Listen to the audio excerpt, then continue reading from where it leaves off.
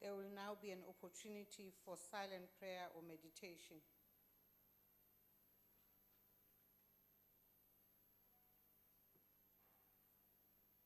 Thanks. Please be seated. Thanks.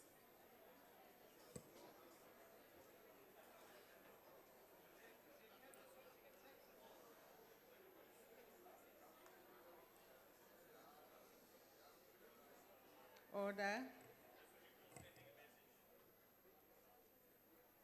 Honorable members, the only item on today's order paper is questions addressed to the Honorable the President. Just to remind you, honorable members, that you may press the talk button on your desk when you wish to ask a supplementary question. The first question has been asked by the Honorable MCC Pilane Majake. The Honorable the President.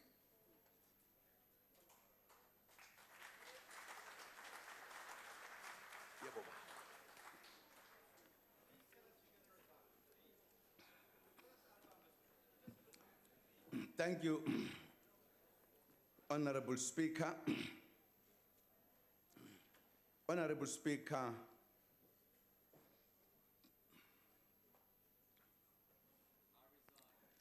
the fundamental tenet of our country's foreign policy is to contribute to building a better Africa that is strong and growing economically, that is stable, and which is at peace with itself. We are committed to a global political and economic order that is fair, equitable, and interdependent. Since the advent of democracy in 1994, we have worked tirelessly with our sister countries to bring about peace, stability, democracy, and development in the African continent. We have been involved in every major initiative to bring about peace, stability, and economic development in the continent. Economic diplomacy is an important instrument that we use to pursue our foreign policy goal of building a better Africa in a better world. Critical to our economic diplomatic efforts has been strengthening of bilateral relations with most countries in the African continent. In our recent state visit to Nigeria, for instance,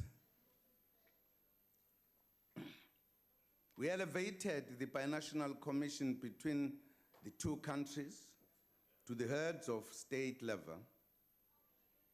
Nigeria is just a latest of countries in the continent in which bilateral relations are at their highest level. These economic diplomatic efforts have borne results.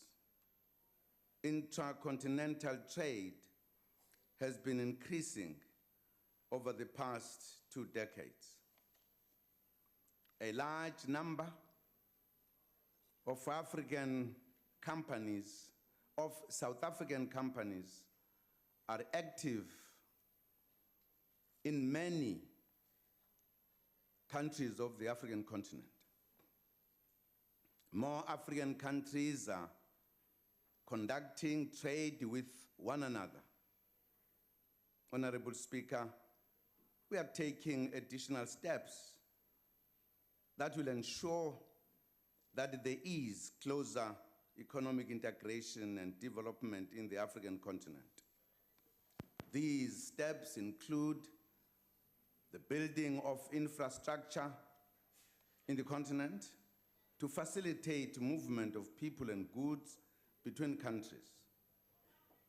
In this regard, the African Union appointed me to champion a continent-wide initiative of building infrastructure in the continent.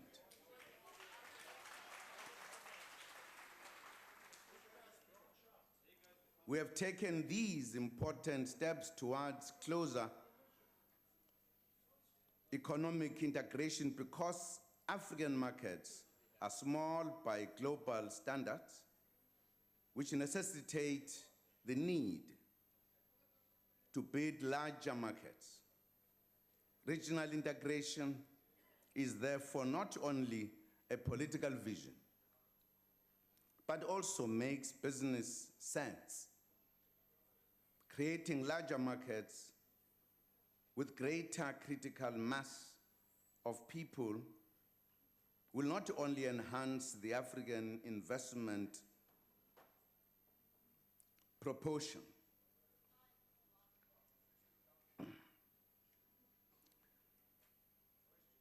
it is also the only way Africa will effectively compete in the global economy. For South Africa, SADC and SACU are important vehicles to drive regional economic integration.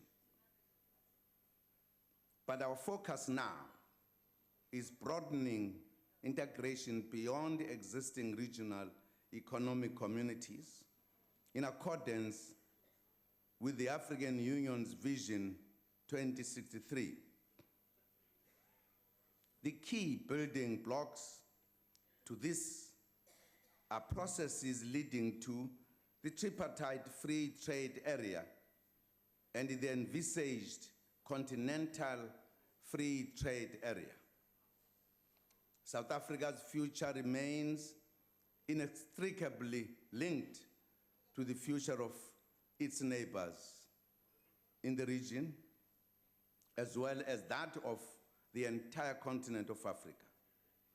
The growth of our economy, the creation of jobs for our people, and our prosperity hinge on the success of these efforts to build a peaceful, stable, and prosperous continent.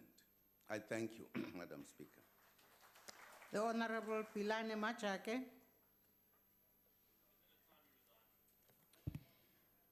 Thank you for the response, Mongameli Ohloniphekayo. And let me take the opportunity of congratulating you for being appointed by the AU for championing infrastructure development in Africa. May I also take the opportunity to follow up to my question by saying, what was the outcome of your recent visit to the Republic of Nigeria as part of South Africa's economic diplomacy to further trade and strengthen economic, political, and security cooperation that will reinforce peace and stability in Africa? The Honorable the President. Thank you, Honorable Speaker. The outcome of our visit to Nigeria was good and very successful. We had a number of meetings with government and discussed our relations. That's why I indicated that we agreed to elevate the level of the BNC, the Binational Commission, from the level of the deputy presidents to the level of presidents, so that the structured relationship between the two countries and the number of agreements that we have been signing over the period should be monitored at a level of the presidents. We also discussed a number of economic interactions that we need to do between the two countries at all levels: agriculture, mining, as well as the military kind of interaction that we will have with Nigeria.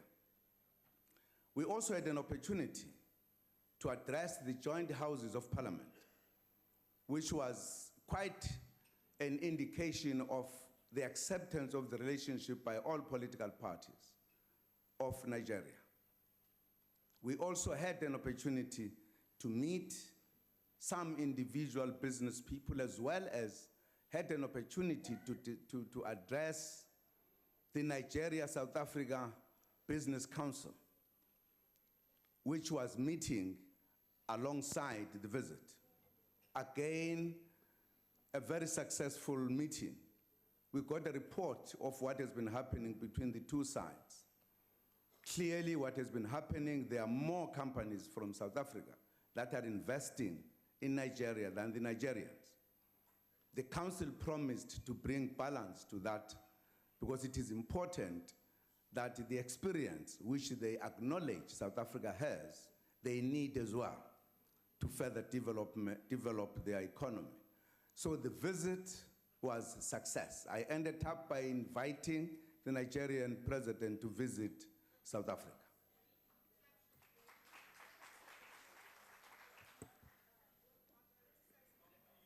I take it the Honorable the President has finished the answer to the supplementary question. Yes, sorry, I should have indicated. Yes, I call Madam upon Chair. Honorable Kado from the DA for a supplementary question. Honourable President, after your recent diplomatic attempts to bring peace and stability to Central Africa, you were left stranded in Burundi owing to a minor fuel leak in your perfectly serviceable VIP aircraft in Kwazi. Now, a reliable aircraft in good running order is a necessary tool of intercontinental economic diplomacy. But bearing in mind your undertaking in the State of the Nation address, and I quote, to spend public funds wisely and to cut wasteful expenditure, close quote, will you, Honourable President, put a stop to the procurement of a new VIP jet for your use at an estimated cost of 4 billion rand? And are you able to assure this House that no company associated with the Guptas has been involved in the procurement process thus far? Honorable Deputy Speaker, on a point of order. Honorable Chief Whip of the Majority Party. Honorable Speaker, I'm sorry. That is a new question. It's not a supplementary question to this one. I thank you. The honorable member knows that you are not supposed to ask a completely new question. You are not supposed to ask a completely new question. You must ask a supplementary question based on both the original question and the answer of the president. However, the President, I recognize the President. Well, thank you very much, Madam Speaker. Firstly, I'm not responsible to buy aircraft. That's not my task. There is a task of very specific departments whose job is to ensure that the aircrafts that are used by both the President and Deputy President should be in good condition. If they realize that the aircraft is old, it gets into problems from time to time. I think it is their decision what to do, whether to maintain that so that you remain somewhere you are not able to execute your duties, or they buy a new one. It's their decision if they think that is necessary. It's a decision that is taken with a number of considerations that they make. I'm not party to buying an aircraft. It's a government specifically designated departments to do so. Thank you, Honorable Speaker. The Honorable Kekana, ANC.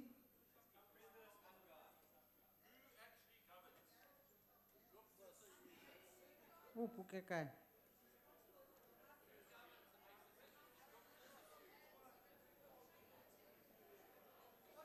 Kekana, who would have pressed the talk button. If We don't have Honorable Kekana. May I call on the DA member, Honorable Kasim?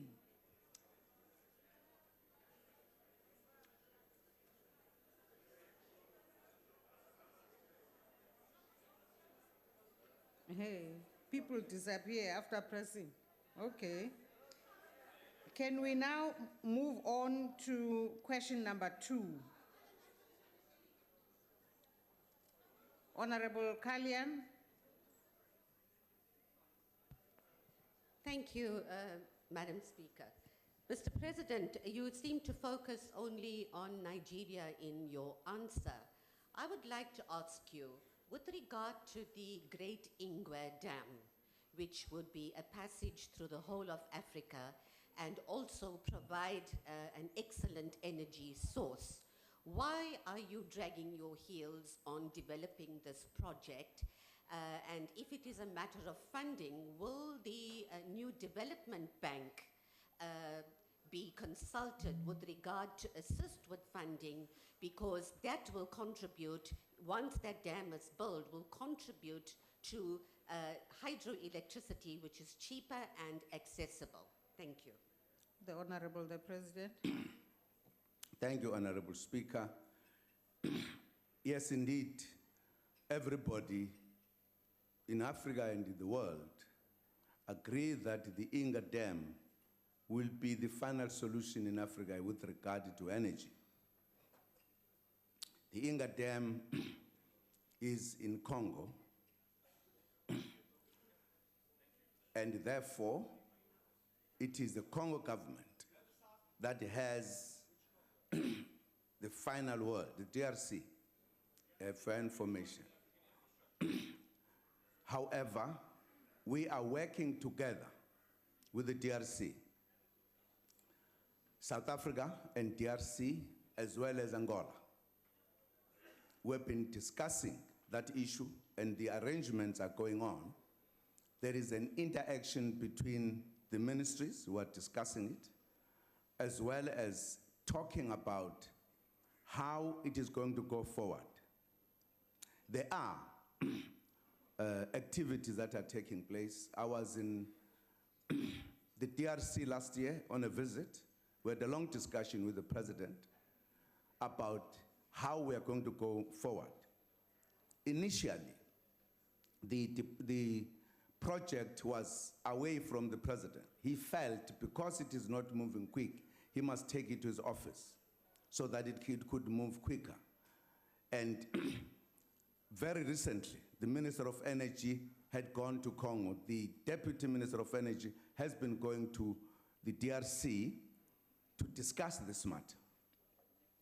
There are reports that there is progress that is being made. I can't tell you at what point those particular details are, but we are working together, but we depend on the host country, which must, in the final analysis, be the one that drives it on the spot. But we are party to that process because that project is absolutely very important, not just for the few countries, but for the entire continent. Thank you. The Honorable Nkomo.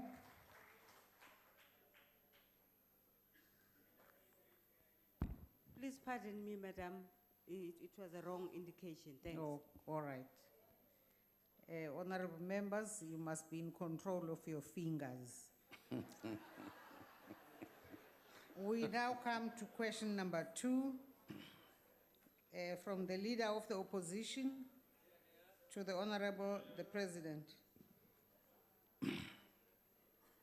Honorable Speaker, the appointment and removal of cabinet members are dealt with in terms of section 91(2) of the Constitution of the Republic of South Africa, 1996.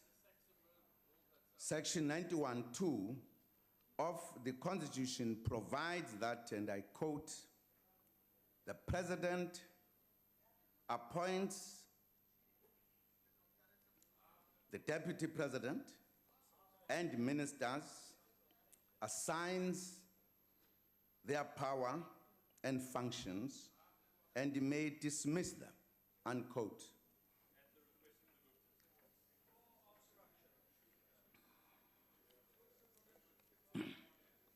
Section 93, 1 of the Constitution states that, and I quote again, the President may appoint any number of deputy ministers from among the members of the National Assembly to assist the members of the Cabinet and may dismiss them, unquote. The Constitution does not require me to consult anyone before I appoint or remove a minister or a deputy minister. Thank you, Madam Chair.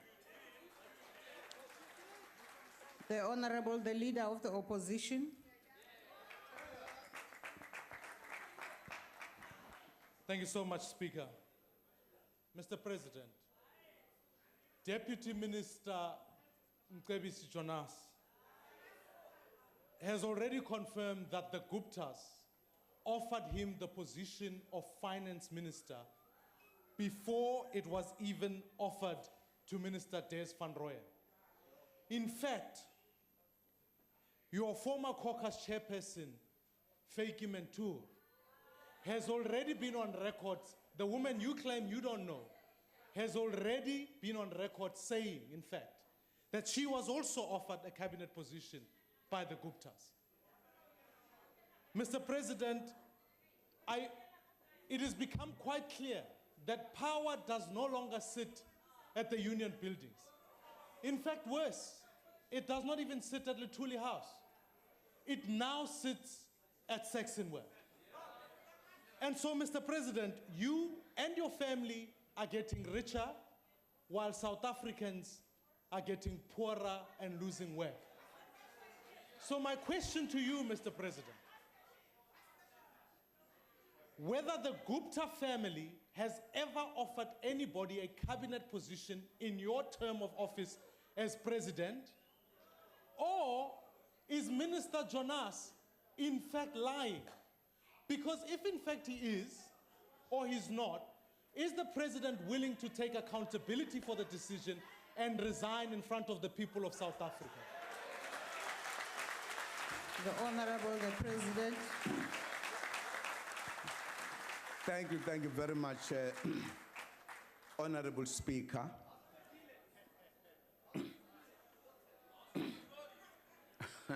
Honorable members are going to listen to the answer. Honorable Speaker, I appointed Jonas as a deputy minister. That's what I offered Jonas. I never offered Jonas ministry. That's why he's a deputy minister. If Jonas says he was offered by the Guptas, I think you'll be well placed to ask the Guptas or Jonas. Don't ask me. Where do I come in? I had no business with that. I had absolutely no business. Ask the people who are said by Jonas offered him.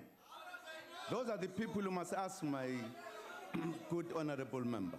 Don't ask me.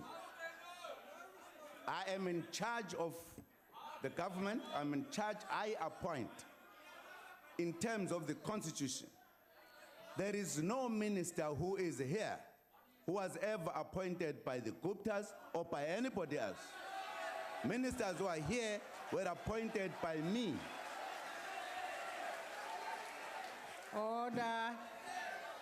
Thank you, Madam Speaker. The Honorable Holomisa.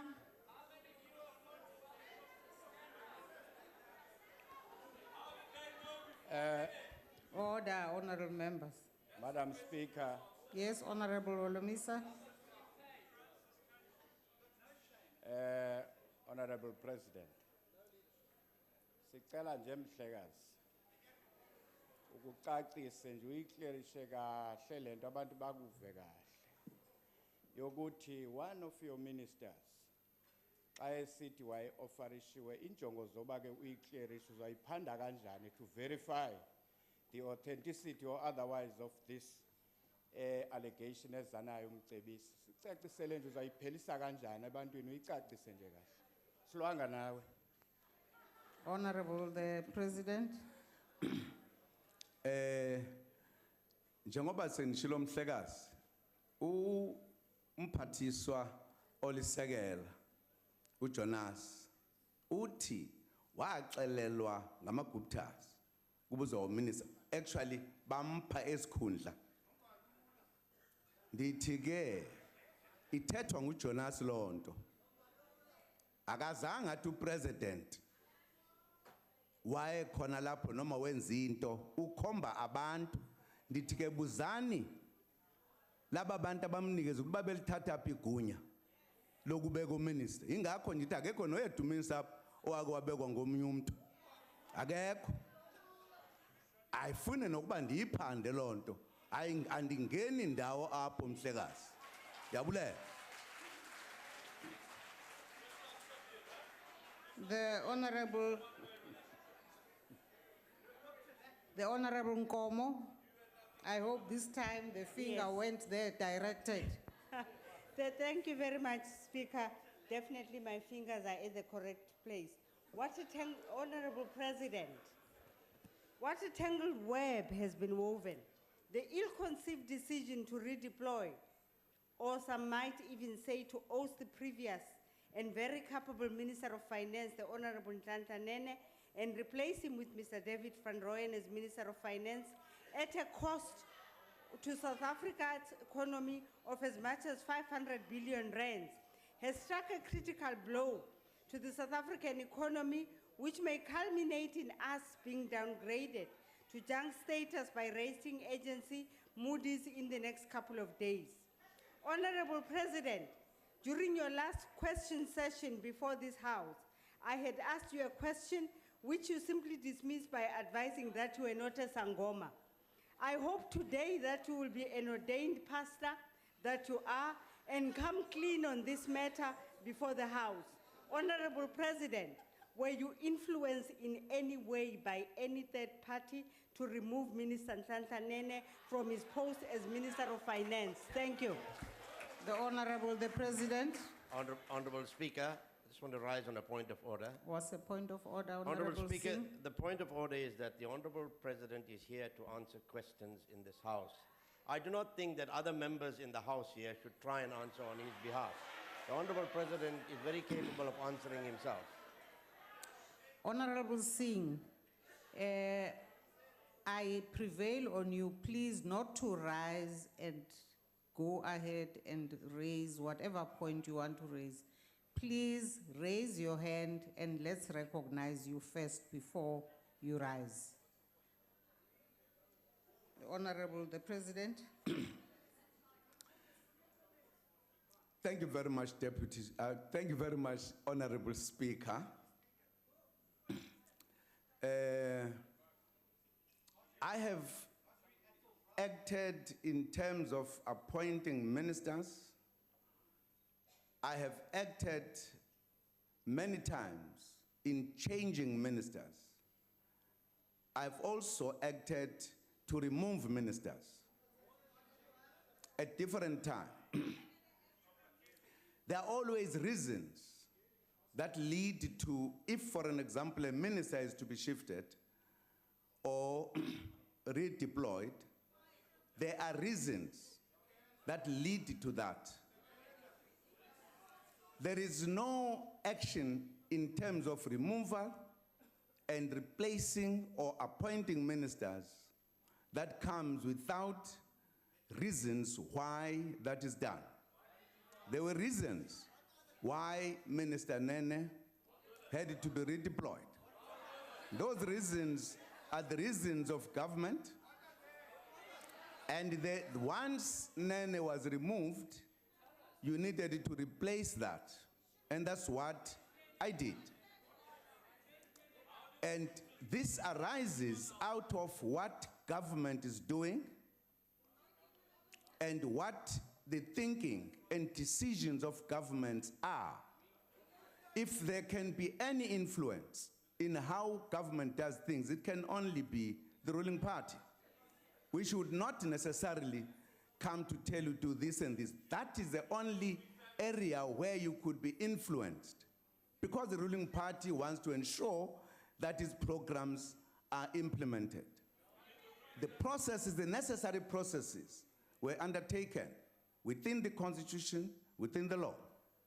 The fact that the Rand was in trouble before Nene left, the Rand was on the down slope.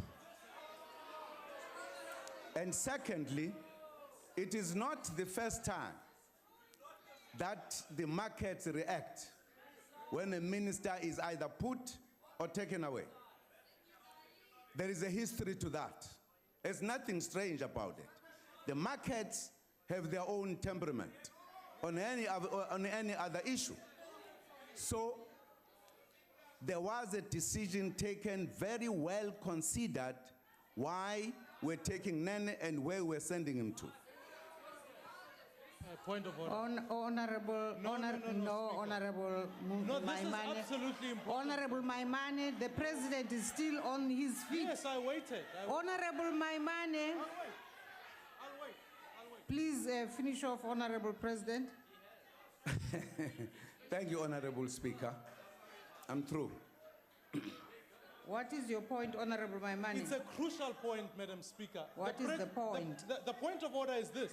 The president has come here to tell South Africans that the rand was already in decline, which is not true. The fact of the matter is... Honorable Maimane, No. Honorable Maimane, The president if you have an destroyed our argument economy. to make, South this is Africans not need the to way know. to do it, Honorable No, but South Maimane. Africans need to know. Please take Order, a seat, Speaker. Honorable Maimane. Order, Speaker. Take a seat, Order, Honorable Speaker. Maimane. No, he needs to- Order, Speaker. Honorable Maimane, Order, take your Speaker. seat. Question. He's not answering the question. Honorable Maimane, if you don't take your seat, I will have to ask you to go. But Speaker, I'm asking nicely. Honorable He's not Maimane. answering the question. He's not answering. Honorable Maimane, I will really have to ask you to leave the chamber because you refuse to cooperate. He's not answering the question. Honorable Maimane, please leave the house. Please leave.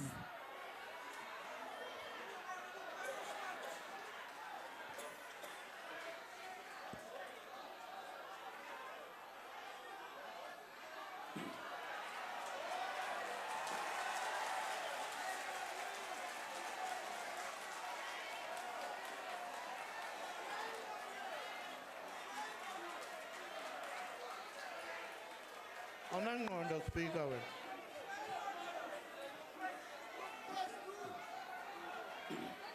Order, Lisela, honorable Zuma, members, Lisela. order. protecting the Guptas. Allow the honorable members who are protecting leaving the to Guptas. leave, and let's proceed with the question session. You protecting the Guptas. Appointed by the Guptas, all of you. Honorable members, please go in an orderly fashion. We would like to proceed with the question session. You protecting the Guptas.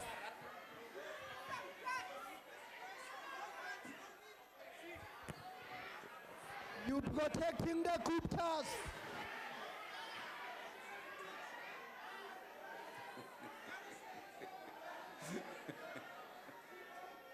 Hlala phansi manje.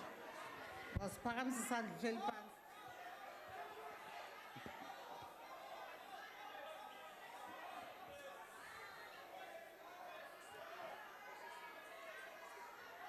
Honorable Mandela, is that a point of order?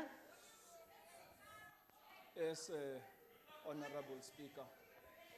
My apologies to disturb the President, but for the record, Honorable Banga, as he left the House, he said, Honorable Speaker, unangqondo.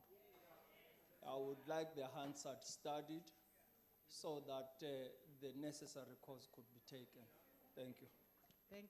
Thank you, Honorable Mandela. We'll follow that up.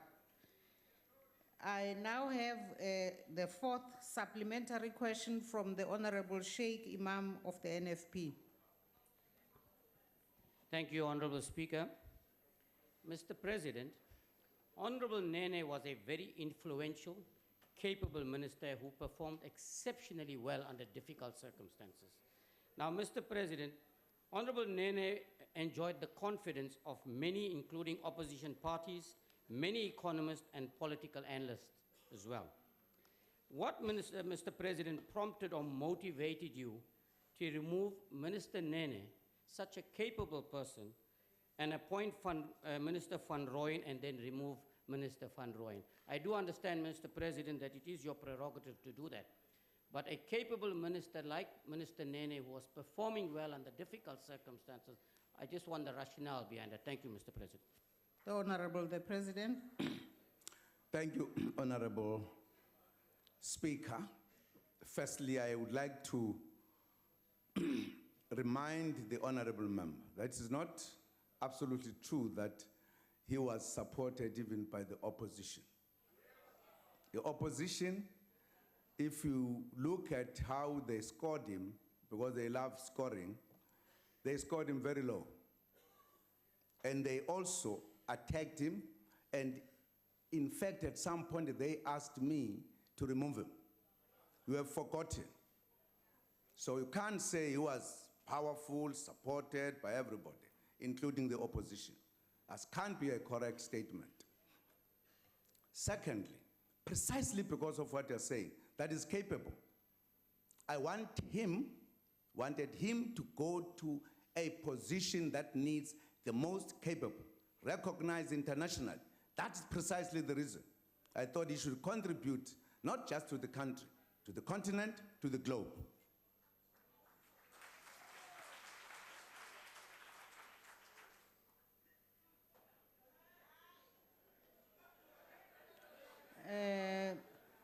I believe the Honorable the President is finished. Honorable President, I'm through. forgets Sorry. me. I'm forgetting. I'm sorry. Thank you very much. I'm so sorry. Thanks, Honorable President. Question number 3, which had been asked by Honorable Malema, has been withdrawn. Honorable Mulder. Honorable Speaker, may I address you on a point of order? Yes, Honorable Mulder. Honorable Speaker, on the 16th of February, during the State of the Nation address, the Honorable Malema concluded his speech and he said the following, and I quote, he said, "I can't sit here to debate," and then he addressed himself to the Honorable President and he says, "You are not a legitimate president." The next day at the Chief Whip's Forum, I took that matter to the Chief Whip's Forum and I argued and I said, I warned that on the 17th of March, we will have a questions to the President's session, and that it cannot be in order for a party that says they do not recognize the President to have an opportunity to ask a question in the House. Despite my warning, the EFF was allowed to put a question on the question paper for today. Yesterday, the EFF remembered that they do not recognize the President. And they issued a statement to say they're not going to participate today, and that's why they wrote a letter to withdraw their question. The point I'm making, Honorable Speaker, is that what they did is absolutely unfair to other parties in the House who have been denied the right to ask a question because they've been playing their little games. So I'm asking, Honorable Speaker, that this matter be referred to the Rules Committee, that if a party does not recognize, they should not be allowed to participate and take away the right of other parties to participate. Thank you. Thank you very much, Honorable Mulder. That issue will be followed up and we'll make sure that at its next opportunity, the Rules Committee deals with it. I now come to question number 4, which has been asked by the Honorable Gwabaza. And I call upon the Honorable the President.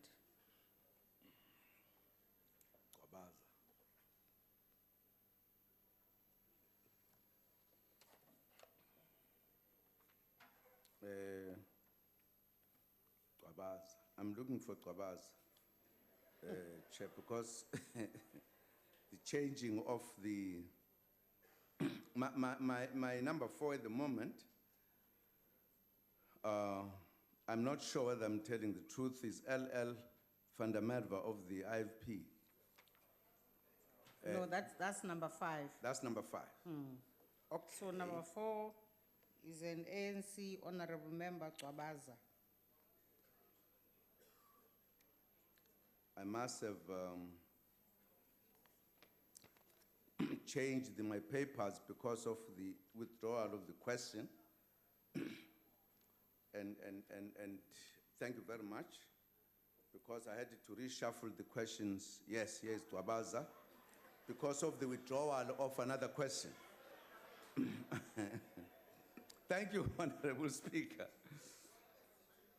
Honorable Speaker, as I stated in the State of the Nation address in February this year, economic transformation and black empowerment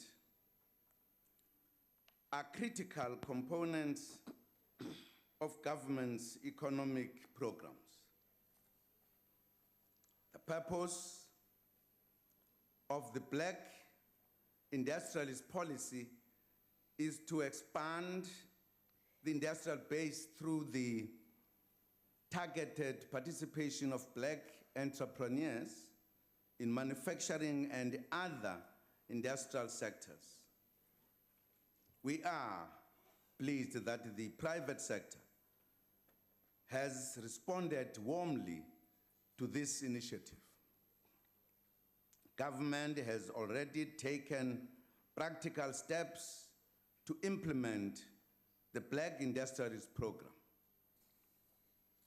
Financial support to the tune of 30 billion rand has been pledged by the development finance institutions to provide funding to black entrepreneurs who will participate in the Black Industrialist Program.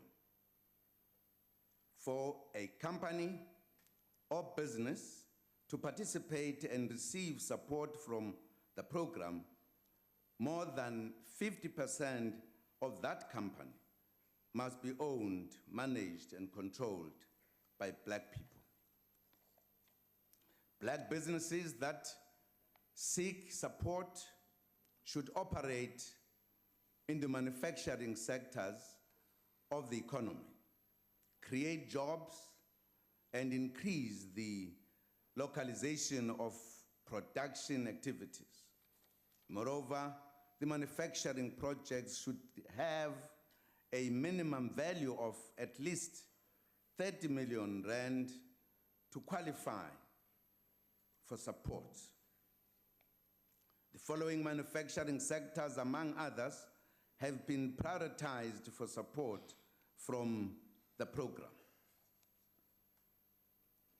The ocean economy, including shipbuilding and repair, mineral beneficiation, agro-processing, information communication technologies, clothing, textiles, leather and footwear, pulp, paper, and furniture, industrial infrastructure, clean technology and energy, aerospace, rail, and automotive components, as well as oil and gas, chemicals, pharmaceuticals, and plastics.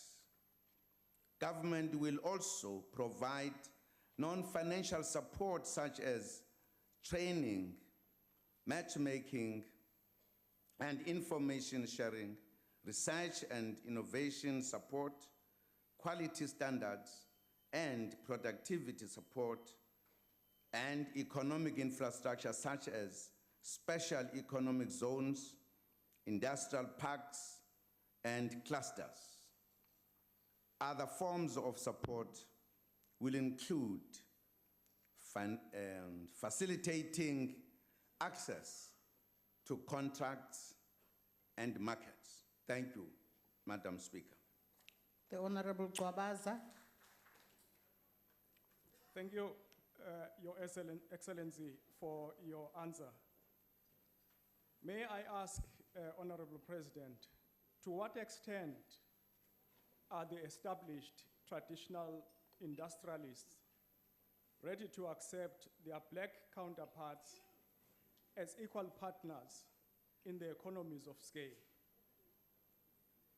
And equally,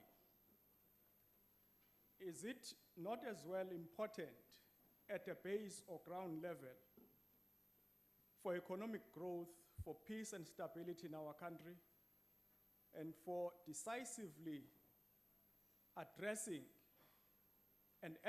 decisively and urgently addressing unemployment, poverty, and inequality, that the disposed African majority be brought into the mainstream of the economy. Thank you. The Honorable the President. Thank you, Madam Speaker. Well, I can't have the number of established industrialists who are ready to be part of the process, but I think the approach has been accepted generally. I wouldn't have the details right now, but with regards to the issue of addressing the question of unemployment, one of the reasons that we are saying we must establish the black industrialists is partly to grow the economy, to be able to serve the population that you have, because historically, the control of the economy was controlled by a minority. So we are trying to correct that historical problem, because that is part of the reason why unemployment is so much, because it was restricted by the structure of the economy, which was racially based. We are opening it. That's why we are saying the majority of the people of this country must participate fully in every level of the economy. That will therefore address the issue, firstly, of the small businesses that must come in big numbers, but also the big ones to deal with unemployment. But also we are dealing with the skilling of the people, because the history of our economy, the majority were not skilled. So there are those challenges that actually add to the burden of unemployment. Those are the matters the government is tackling and addressing to resolve. Thank you, Honorable Speaker. The Honorable Hlengwa.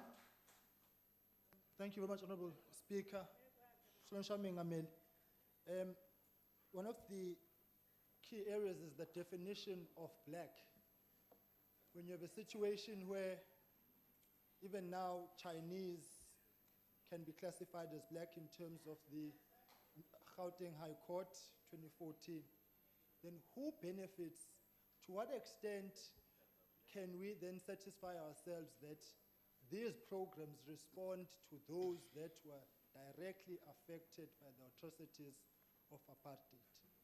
Because it would go to the extent to say, if the definition of black in this regard incorporates the Chinese, they are bound to have two bites at the cherry when we even now have the BRICS bilaterals. So, Mr. President, we want to find out clearly who's who in the zoo and who qualifies, because the blanket definition of black industrialists is vague and will rob the intended recipients of these programs of what is due to them. Thank you very much. The Honorable the President. Thank you, Honorable Speaker. I thought the definition of the blacks in South Africa is very clear and simple. We have never talked of the Chinese. We talked of, if we talk about blacks, the Kharat brothers and sisters and Indians, and that's why in the definition at times we say blacks in general and African in particular. The Chinese have never been a problem. We are talking about South Africans who are here, who have been understood, who have been disenfranchised, who have been disadvantaged. That's how we define the black, and those are the ones we say they must benefit. Thank you, Madam Speaker. The Honorable Groenewald. Achtbare Speaker, die achtbare president het nou so pas gesê, I'll give you a fair chance, Honorable President. Yes. Okay. Are you ready? I'm ready. Right, thank you. Achtbare Speaker, the achtbare president, I will talk slowly so that they can interpret it correctly, Honorable President. Die achtbare president het so pas gesê, hulle wil die groot beleggers hê in Suid-Afrika, sodat hulle kan werk skep. Ek stem saam met die achtbare president. Maar my vraag aan die agbare president, agbare speaker is, hoe kan die agbare president verwag dat groot beleggers na Suid-Afrika toe kom as die grootste struikelblok of een van die groot struikelblokke juist die probleem is wat bestaan tussen die minister van Finansies en die hoof van die inkomstedienste nie. Die agbare president is die persoon wat kan ingryp. Hoekom gryp hy nie in nie? Dankie, agbare speaker. Agbare President. Well, Honorable Speaker, I know members of parliament at times, they have to ask questions. If only the question was put the other way around. Has the president intervened? Because if he's saying, why is the president not intervening? Has the president not intervened? Does he know that? He doesn't. Should have asked the question differently. I am intervening on that question. I'm dealing with it at the presidential level. I have met both the minister and I've met the commissioner, and I'm addressing the issue. So it is being attended to by the president and the necessary structures. Thank you, Honorable Speaker. We now come to question number 5, asked by the Honorable Van der Merwe to the Honorable the President. Thank you, Honorable Speaker. 1, yes, the illegal deductions from the accounts of South African Social Security Agency, SASSA, grant beneficiaries are on the increase. In response to this increase, the Minister of Social Development established a ministerial task team on deductions comprising representatives of civil society officials from the Department of Social Development and SASSA to address the matter of deductions in general and to assist the social grants beneficiaries to report whenever there have been deductions from their accounts and to assist them find recourse. As a result, social grant beneficiaries do not have to seek recourse alone. They have the ministerial task team to help them. The ministerial task team on deductions has made much progress in a short period of time since it was established. Over 13,000 cases of deductions have been reported to it. It has assisted in the resolution of 10,500 of those cases and is busy addressing the approximately 2,000 cases that are outstanding. Other achievements include the development and implementation of the recourse mechanism, the publishing of the amendment regulations in February 2016 for public comment, and the amendments to the Social Assistance Act, which will be going to Cabinet in April 2016 and Parliament thereafter. Other achievements include the support received from civil society in 2 major court cases with the insurance industry, with a 3rd pending, and the tireless effort of committee members and their organizations to support grant beneficiaries on the ground to find recourse. Establishing a new commission may therefore be a step backward because the ministerial task team is already addressing these issues adequately.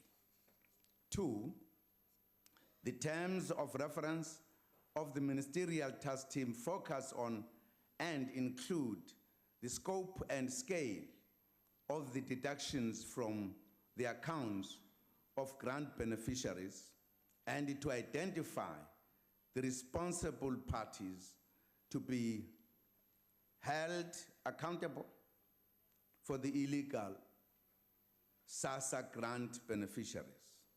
I will also be promulgating establishment of the Inspectorate for Social Assistance as provided for in Section 24 of the Social Assistance Act number 13 of 2004. The Inspectorate will be responsible for investigating and acting against illegal and fraudulent activity in the social assistance system as a whole. The work of the Inspectorate will support what the ministerial task team is already doing, which is focused on the issue of deductions, while the Inspectorate will address broader issues of fraud and corruption. 3, the Portfolio Committee on Social Development welcomed to engage with the task team and to request regular progress reports from them through the Minister of Social Development. Thank you, Madam Speaker. Honorable van der Merwe. Thank you very much, Honourable Speaker, and thank you very much, Honourable President. I value the information you've given, and in fact, we have, as a portfolio committee, engaged with the task team before. But the reason why I've asked for a commission of inquiry is, with respect, Honourable President, the task team has not yielded results, and the crisis is still there today. Today, we've got a group of vulnerable citizens in the gallery. They are the very faces of people who are affected every month by illegal deductions from fraudsters, from syndicates, who take illegal deductions from their accounts, and it leaves them without any food to put on the table. They, in fact, believe that the only option open to them is to approach the Constitutional Court for relief. Honourable President, they've sought answers for many, many years, and in fact, it's also now come to light that the very company that got the government tender to pay out the grants on behalf of government is actually involved in the scam. So, Honourable President, can you give those citizens the undertaking today that government will do everything in its power to ensure that as from 1 April 2016, no more illegal deductions are taken from their grants? Can you give them a time frame within which refunds could be processed, Honourable President?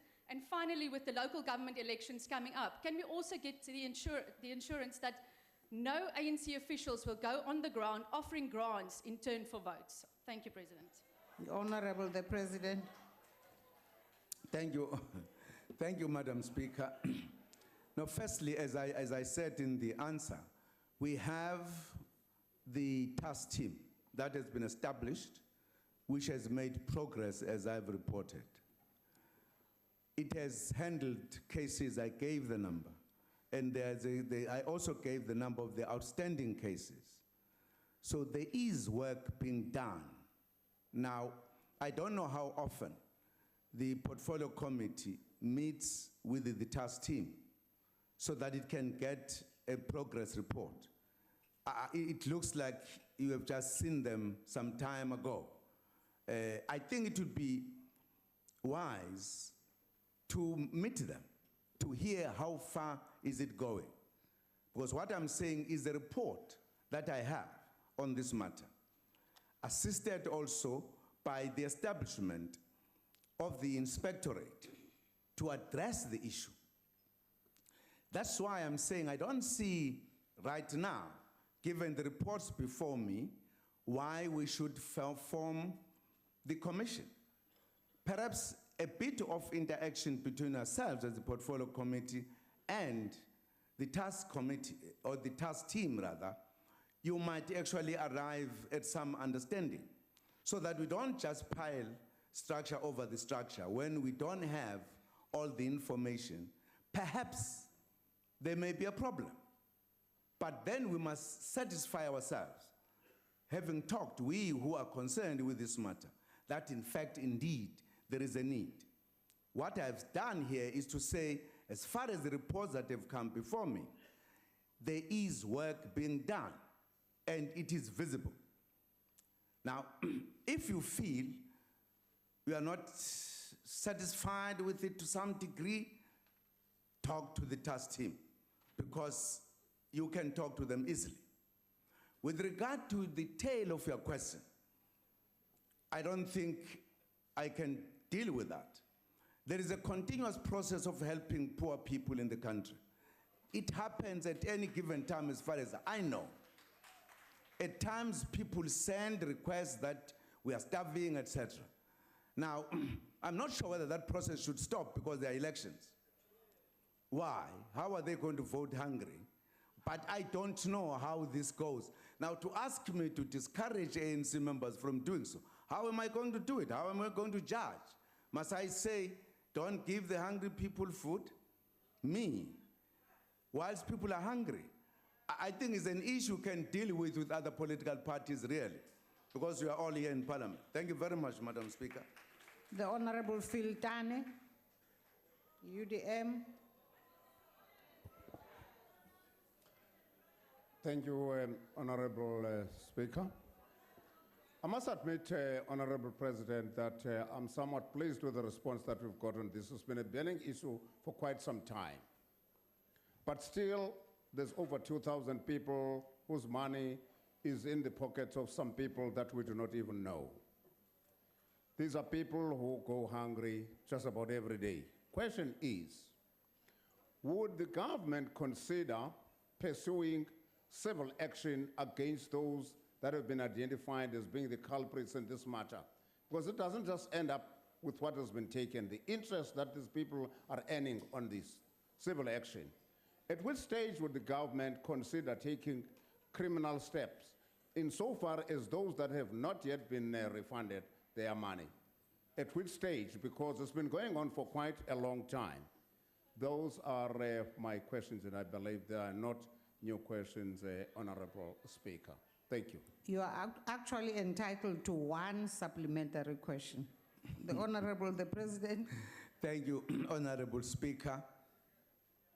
I thought that the report I've just given indicates what actions are being taken by the task team and what is going to happen with regard to the inspectorate, precisely to deal with the issues you are raising. I would imagine if members of parliament have some concern, the members of task team or the minister in particular is here. I think there could be an exchange to indicate, for an example, what are the views of the members, what they think needs to be done, more than what it is being done. I think that will help a great deal. Thank you, Honorable Speaker. The Honorable Kubisa.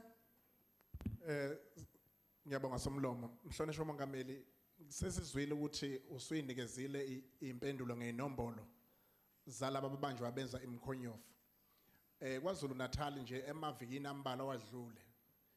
Umnyango wezenhlalakahle uthola ukuthi iningi imali eyisibonelelo seyingane noma abadala exhashazwayo noma edliwayo ingafiki kubona. Sibefisa ukuthi ke sizwe ukuthi noma inombolo osuyinikezile lukhona nekufanayo kwezinye ifundazwe okufana nalokho nokuthi futhi yini ke esheshayo noma sokhulumela ngecommission engalungisa leso simo ngoba abantu abampofu bagcina bengayitholi ngempela imali yabo. Imali etholakele kwaZulu Natal ukuthi iyadliwa ingafikele entandaneni nakubantu abadala utholakala ukuthi ngama millions amaningi. Hlonishwa Mongameli. Honorable the President. Somlomo. Bengicabanga ukuthi bese nokho ngizithintile lezi indawo lunga ehloniphekileyo ukuthi umsebenzi uyenziwa ilesigungu esikhethiweyo. Ngasho futhi ukuthi kukhona asebedlule inkulungwaneni asebebatholile noma besekhona abanye abaseyinkulungwaneni abasasebenza ukuthi babathole bababamba.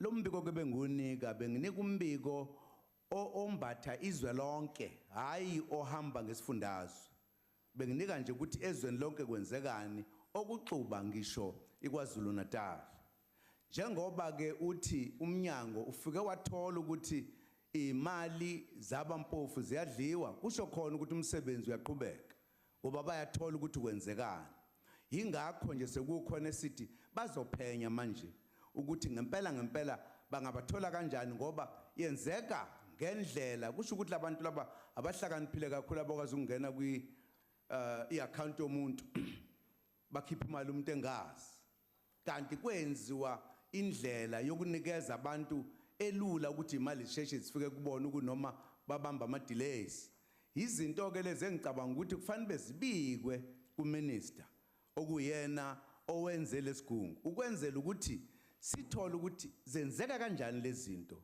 zingatholakala kanjani uma sinamacebo noma imbono ebese siyamtshena nokuthi futhi kutholakale phi lokho ukuze afike mathupha khona ayosiza ngoba kufanele ngempela sivimbe ukuthi imali zabantu abalambayo aziye ezigebengwini esingazaziyo ngiyabonga somlomo.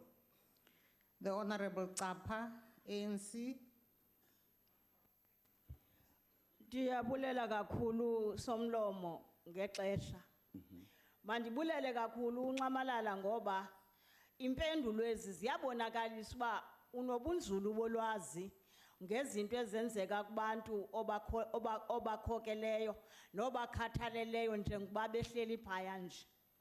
Kubhlungu ke kodwa mandisho ukuba okrebe bathe qho ukuthatha lo mbele ubani unika abantu abangahluphekanga bawufake kweyabo imilomo babashiye bentyumpa-ntyumpeka kumatyala angumangaliso endifuna ukuyiphakamisa yokuba lo gama imali itsaliwe bengadlanga ayakhula namatyala okwenza izikweletu naleyo yokuba kufumaneke ukuba imali yenkedama ithathwa ngabanye abantu nabo abantu abahlala nabo bantu bayazi mongameli uba le nkqubo yenzeka oluphenyo lenziwe ngumphathiswa ukuba imali yefoster iyayana kubantwana mandenjenje ngaba ke ngoku aba bantu bawufunyanwa uza kubasa kwinkundla zomthetho bagwetywe bangene entolongweni kuphunguke inani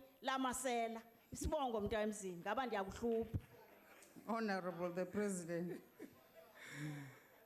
Enkosi somlomo hayi lungelihle elihloniphekileyo xa bebanjiwe baye enkantolo kaloku zigebengezi sode zinga enkantolo xa bengazise enkantolo kobe badlala kufuneke zibanjwe zitya imali yabantu abalambileyo nempula kalijaca esihluphekayo fane babanjwe bendizothi ke ake sicebise umphathiswa simazise ngalokhu ukuthi kwenzeka ntoni ke sibuze futhi ukuthi ngelixesha ke umuntu imali yakhe ityiwe uza kwenza ntoni kuba banamatyala ndicinga uba ayikibhekiswe pha kumphathiswa ukuthi mhlambi xa kukhona umuntu otholakale njalo ugogo njenamatyala angaba nakhona ukusizelwa na yinto le ndicinga uba ifuna ukuthethwa ilatas team ukuba ingenzeka kanjani ndicinga uba umbono omhle lo kubantu abahluphekileyo ake siyise pha nami ndiyayigqithisa pha kumphathiswa ukuthi ndivile ukuthi hayi impula kalijaca senkingeni ewe ndiyabulela somlomo. We now come to the last question on the question paper, which has been asked by the Honorable Kubisa of the NFP, and I call upon the Honorable the President. Honorable Speaker, the decision not to increase university fees this year left universities with a shortfall of slightly over 2.3 billion rand. After some extensive collaborative work between government and university vice chancellors, it was decided that government would contribute 83% to cover the shortfall, while universities would cover the remaining 17%. The 83% that government has committed to contribute has been obtained from various sources, including the historically disadvantaged universities, development grant, and from surplus funds from the sector, education, and training authorities. As the Minister of Finance announced in the 2016 budget speech, government has budgeted over 16 billion rand for the higher education sector in order to ensure that access to higher education is extended to as many of our students as possible. One of the decisions that was taken following the meeting in October last year with university managers and leaders of the Student Representatives Councils was for a commission of inquiry to be appointed to look into the funding of higher education. I have now appointed a commission of inquiry in terms of Section 84(2)(f) of the Constitution of the Republic of South Africa. The commission is chaired by Honorable Justice Johan Arthur Hehe, of a former judge of the Supreme Court of Appeal.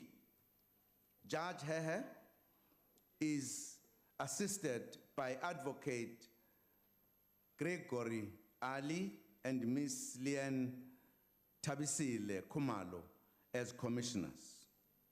Although the terms of the commission to do specifically focus on alleged corruption at the National Student Financial Aid Scheme, NSFAS, I am confident that when it looks at the funding of the higher education sector, it will also look at NSFAS. One of the issues the Commission will have to report and make recommendations on is the feasibility of free higher education and training in South Africa. I am confident that these matters will be extensively discussed once the Commission has submitted its report. I thank you, Honorable Speaker. The Honorable Kubisa. Madam Speaker, Mhlonishwa Mongameli, education is indeed a basic human right. And of course, this right at the moment cannot be divorced from the fact that most of the students come from very poor families. These families live far below the poverty datum line. And what even compounds the situation at the moment is the sluggish economy of our country. Our country is ailing at the moment. But we hope that the government can even move closer to the concept of free basic education and even higher education. Now, another matter, Mhlonishwa Mongameli, that is a thorn in the flesh, is the issue of accommodation. Our students now rent in shacks, others in flats. Even the boarding and lodging at the for universities is even more expensive than flats. What is it that the government is doing or has done to work with the private sector and universities to ensure that our students get accommodation? The Honorable the President. Thank you, Honorable Speaker. Firstly, the issue of free education at the basic level is done, it's being done. There are free fees schools at a lower level. That is being done, addressing the point you are making of the poor households. The reason why the NSFAS has grown in terms of the size has been also to address those students who come from, in the main, poor families at the level, at the tertiary level. The issue of the free education, as you raise it, and I've said the commission will look into that, is one of the points of reference in terms of reference that they will have to deal with, to say, how do we deal with this question? How free should the education be? Must the child, for an example of a president, get free education when he's earning? Would that not take the space of many people that we don't know, of who are poor, who earn nothing? That's why from the ANC policy, the ruling party, from 1955, it clarified the issue of bursaries, that this should help the poor families. Free education, but it is looking at the poorest of the poor and poor families. And that's what we are saying.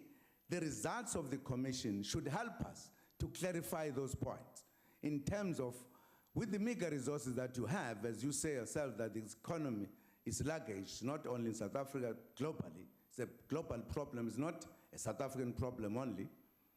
How do we address the issue of higher education? How do we define it in terms of, if you say free education, how far do you go in terms of freeness? That matter will come, as I said here, that once the commission reports, the matter will be addressed. With regard to the issue of accommodation, government is working hard to address that issue. Why that issue has become an issue all of a sudden? This has come because democracy has opened up the doors of learning, and therefore more numbers of children came. But the infrastructure was not meant to accommodate the size of the population. And that's why we have got a problem, including the number of the universities. That's why we are adding 2 more universities. If we had all the money, we'll be adding more universities. And I'm sure we're not stopping with the 2, because we need to open the space. And if that happens, we must therefore have the accommodation of students. Government is working on that issue very seriously. We want to deal with it as soon as possible. So that is a matter that is uppermost in government's mind, particularly because education is an apex priority of government, of the country. Because this country cannot develop, cannot be a developed country without educated citizens. Therefore, is a main thing that we must deal with. Business, they are also being talked to. What role can they play? Thank you very much, Madam Speaker. The Honorable Shengwa. Thank you, Honorable Speaker. Msholos, I put it to you, Honorable President, like I put it to you last year, that the 0% fee increment was a knee-jerk reaction in the absence of a plan.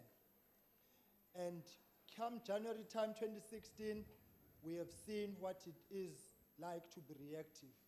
We've got students who cannot register because of historic debt and they are being turned away.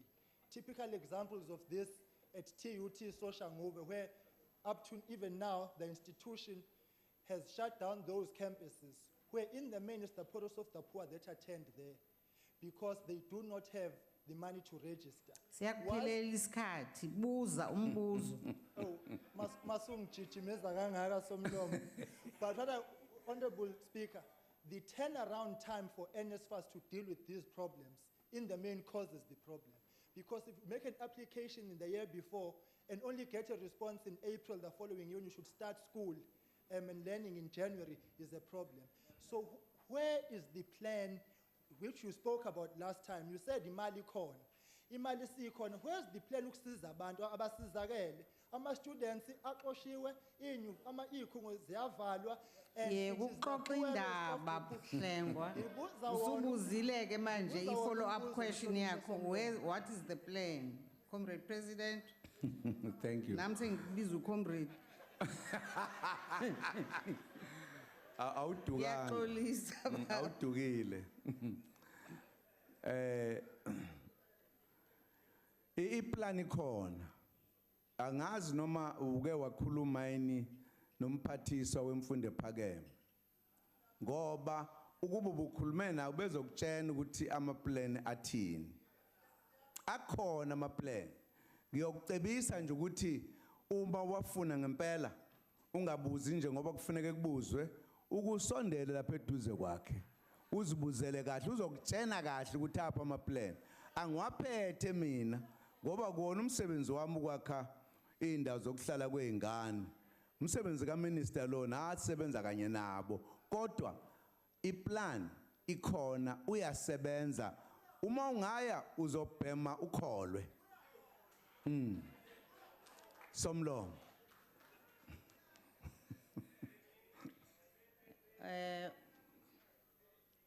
Honorable Posa, follow-up question, ANC. Thank you, Honorable Speaker. In the State of the Nation Address 2016, the Honorable President assured the country that the ANC government is working hard at finding long-term solutions to the challenges on funding for post-school education and training. We appreciate the double efforts our government is making in ensuring that poor students get access to higher education, including the commission you, Honorable President, have established to find the best solutions for funding of post-school education and training. I thank you, Honorable President. Honorable the President. Honorable Speaker, thank you very much for that observation. Absolutely correct. We have doubled the effort to ensure that poor students are at school. That's why I said the Minister of Higher Education is working very hard to ensure that we fulfill that objective.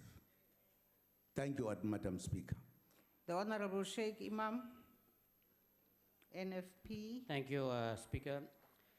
Mr. President, I must agree with you that the population is a great challenge. I hope you're not going to suggest we do some family planning.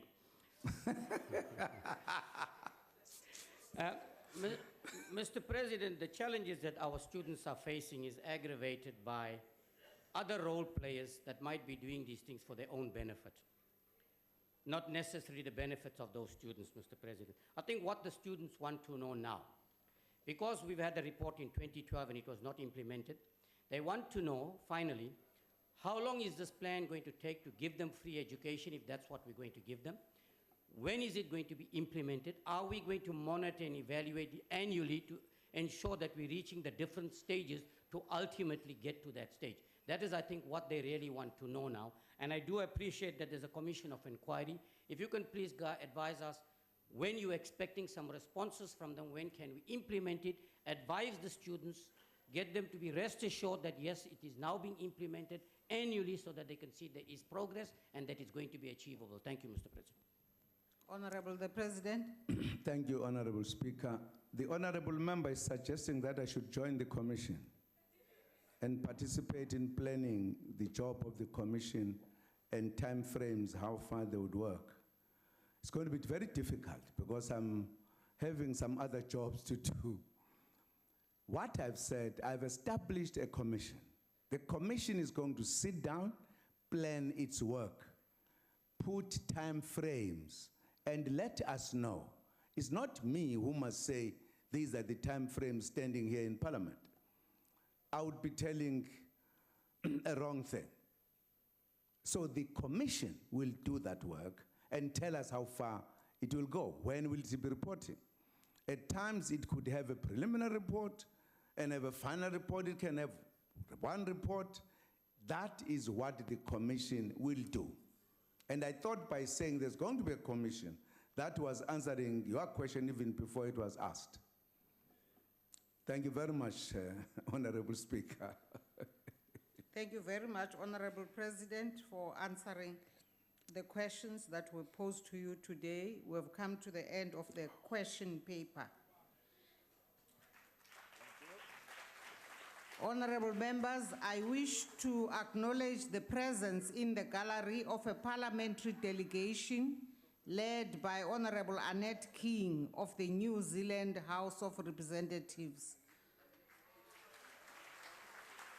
Where are they?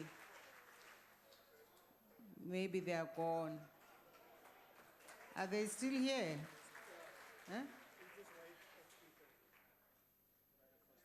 You are welcome, Honorable Speaker, honorable members of the New Zealand Parliament. I wish to recognize Honorable Nyami Boy. No, Speaker, we thought that it was important for us to give support to what Honorable Mulder was raising from the Freedom Front, that what has happened has to go to the rules so that we should not allow people to start undermining the House and do things totally different out of the rules. So we wanted to give our support to the African National Congress. Thank you, Honorable Boy. Honorable members, this is the second of a number of issues that have been coming for being referred to the Rules Committee to apply its mind in terms of issues that are facing us in the House, which are new and had previously never been provided for in the rules. And so we will also refer that issue that Honorable Mulder has raised with us. Honorable members, that concludes the business for the day, and the House is adjourned happily.